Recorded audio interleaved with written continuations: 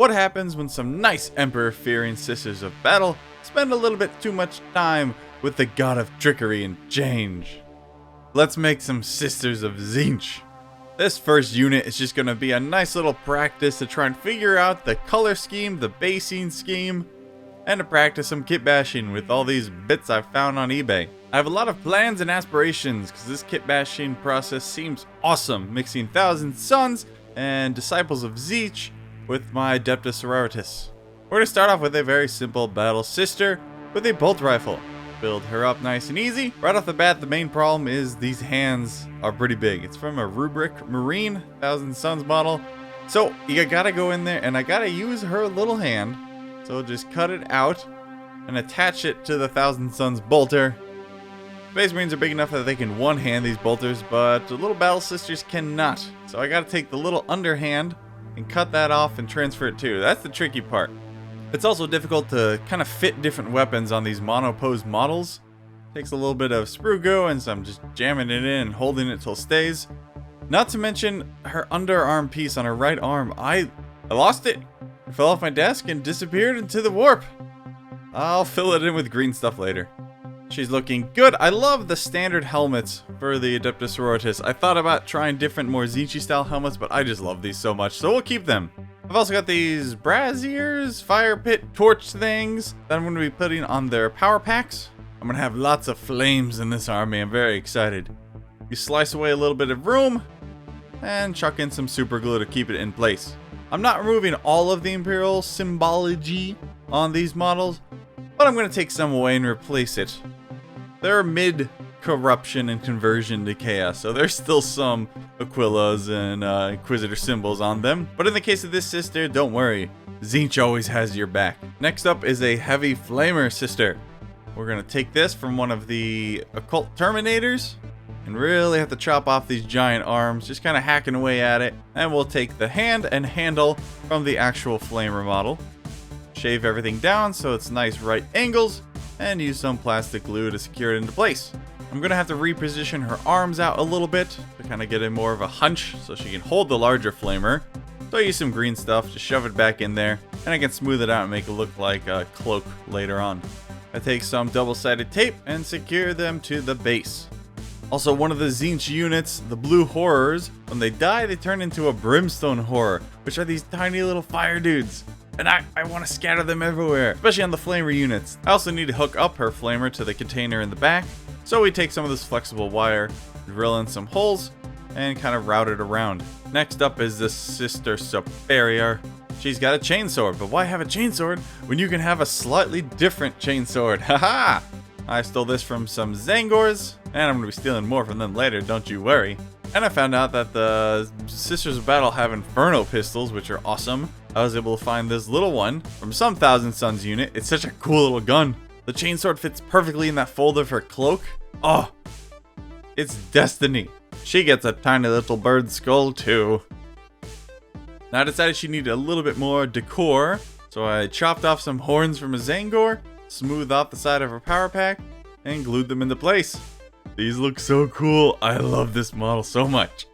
And finally we have the battle sister with the thing, the big flag thing. It's got some fancy Latin sounding name. I don't remember what it is. Let's build her as normal. Just got to replace her little bolt pistol with a special Rubric Marine bolt pistol thing. And in case of this little Imperial doodad, I found this nice Tzeentch banner that will fit perfectly up there. We cut that out, take the original pole, drill some holes, add a little bit of paperclip, and super glue it all together, trying to keep it straight. She gets a little torch on her power pack and a helmet, and she's good to go. It is now time for...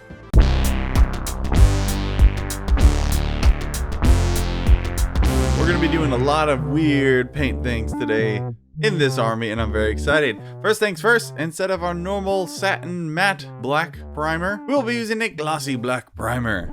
Cover everything up, make it nice and shiny, because the next step works better over glossy black. We're going to be using color shifting paints. There are some that have a very extreme effect. I tested a bunch out. This one's more subtle. It's a transition between a kind of a light purple and a teal aqua color, but I think it looks really good on this armor. I'm using Ice to Never by Turbo Dork, And we just slowly apply this over a bunch of layers. Make sure we get all the armor bits. Look at that, isn't that cool looking? Ah! Next, I base coat any cloth elements with a dark purple. It's just my royal purple mixed with black. And then we take that original royal purple, blah, blah, blah, blah, words are hard, and I airbrush some volumes on, focusing anywhere that the light would naturally fall. Now the plan for these cloaks isn't to make perfect light accurate cloth and cloak. What we're going to be doing is a sort of a galaxy effect. We're going to use this teal to do some random bursts all over. Kind of focusing on the high points, but you know, it's not a huge problem if it doesn't really make sense with light. This is Tzeentch, the god of trickery and change. It doesn't matter, we're not going to follow lighting perfectly. Now the fun but scary part. We're going to take the airbrush, turn the PSI way down, and just out some little bits of white ink. Here and there, kind of making them look like stars. You gotta be real careful not to get this on the armor, because it's very hard to aim. It just kind of goes everywhere. But it's fun, and I think the result is pretty cool. If I don't get enough stars this way, I just go back with a very tiny brush and hand paint some on. Next, I start base coating any metallics with this decayed metal, and then mix in some steel to highlight it up. I want this like a really desaturated gold. Then I use some dark aluminum on the silver parts from Vallejo. So for all the leather parts like the gloves and the straps, I think we'll keep it black. And then we'll mix in a little bit of dark blue just to do some scratchy dry brush highlights. Now for the secret ingredient, to add some contrast and shading. We're going to completely cover every model in this AK Interactive enamel wash.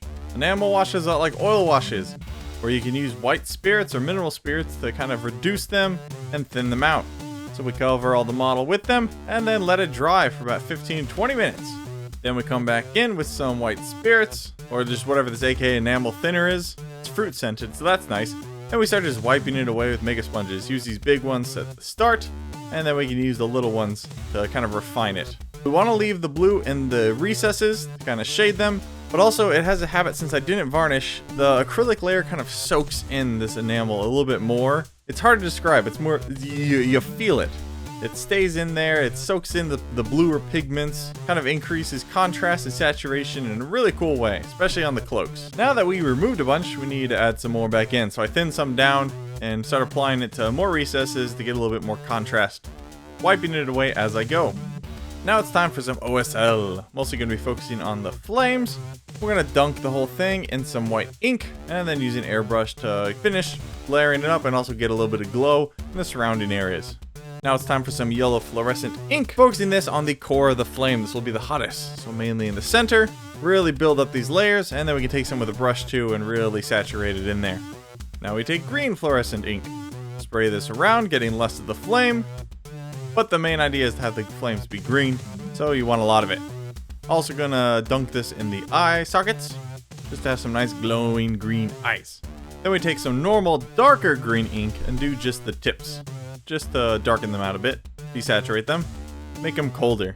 Now we have had some overspray on the model, we got some green emanating from the flame, and I have this green metallic color shifting paint that's a lot thinner, and I thought it'd be fun to kind of sprinkle this on there to make the glow a little bit more magical. I mean, it's cool, it doesn't do too much, but I like it. And with that, the models are basically done.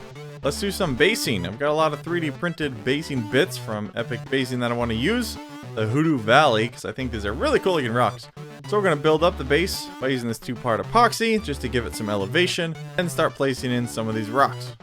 And you got to find the right placement for the feet. I'm not realizing that I should have done this before painting the models. I thought I was going to airbrush the bases separately, but I'm not.